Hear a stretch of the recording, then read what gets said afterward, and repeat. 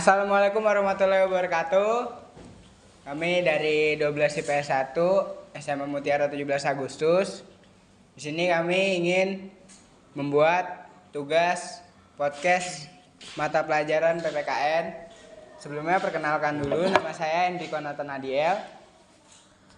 Nama saya Ramadan Fadila. Nama saya Muhammad Farid. Nama saya Afif Nugraha. Nama saya Medunita Manurung. Nama saya Galvin Suryawijaya. Nama saya Khairul Apriansyah. Jadi langsung aja kita mulai podcastnya. Halo teman-teman, selamat datang di podcast Jejak Sejarah Indonesia. Kali ini kita bakal membahas salah satu periode penting dalam perjalanan bangsa kita, yaitu masa Orde Lama. Betul Batrak. Masa Orde Lama ini berlangsung dari tahun 1945 sampai 1966 di bawah kepemimpinan Presiden Soekarno. Di masa ini Indonesia baru aja merdeka dan mereka lagi berusaha menata sistem pemerintahannya.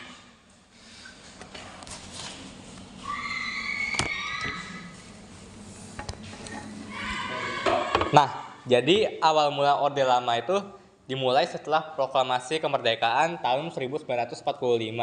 Waktu itu Indonesia masih mencari bentuk pemerintahan yang cocok. Awalnya kita menganut sistem parlementer, di mana Perdana Menteri memegang kekuasaan eksekutif. Iya, tapi sistem ini nggak berjalan mulus. Kabinet sering berganti karena perbedaan pendapat antar partai. Akibatnya, stabilitas politik jadi terganggu dan pembangunan berjalan lambat. Nah, karena situasi politik yang stabil, Soekarno-Hatta memperkenalkan konsep baru, yaitu demokrasi terpimpin sekitar tahun 1959.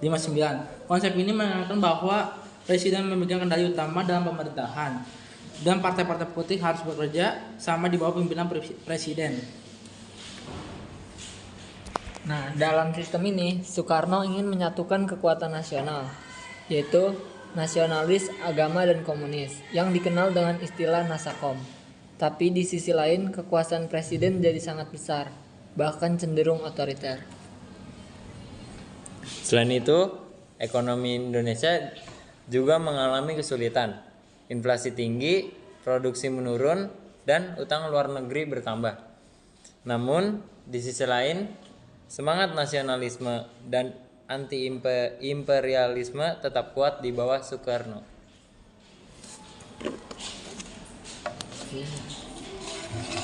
Kita juga nggak boleh lupa, kebijakan luar negeri Indonesia saat itu bersifat bebas aktif, tapi dengan semangat anti Barat. Indonesia keluar dari PBB pada tahun 1965 karena protes terhadap diterimanya Malaysia sebagai anggota Dewan Keamanan. Bener Batrak. Selain itu ada juga proyek besar seperti Gerakan Non-Blok, Konferensi Asia Afrika di Bandung, dan semangat revolusi Indonesia yang jadi simbol perlawanan terhadap kolonialisme. Nah, tapi sayangnya menjelang akhir Orde Lama ini kondisi politik semakin tegang. Ketegangan antara militer dan Partai Komunis Indonesia atau PKI ini meningkat. Dan akhirnya terjadi peristiwa G30S PKI tahun 1965. Setelah peristiwa itu, kekuasaan Soekarno mulai melemah.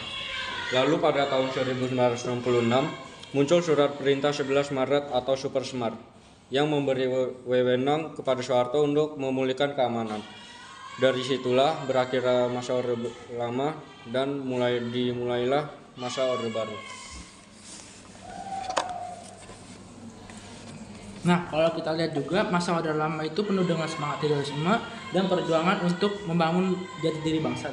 Tetapi di sisi lain juga banyak tantangan dalam hal politik dan ekonomi. Betul, Theo.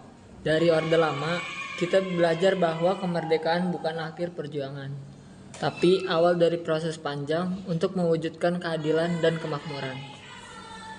Dan yang paling penting nih, sejarah ini mengingatkan kita bahwa setiap pemimpin dan generasi punya tantangan sendiri untuk menjaga persatuan bangsa.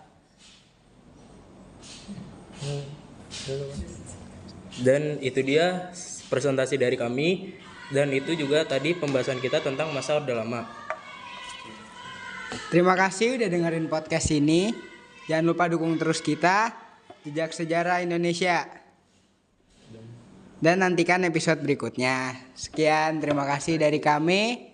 Wassalamualaikum warahmatullahi wabarakatuh.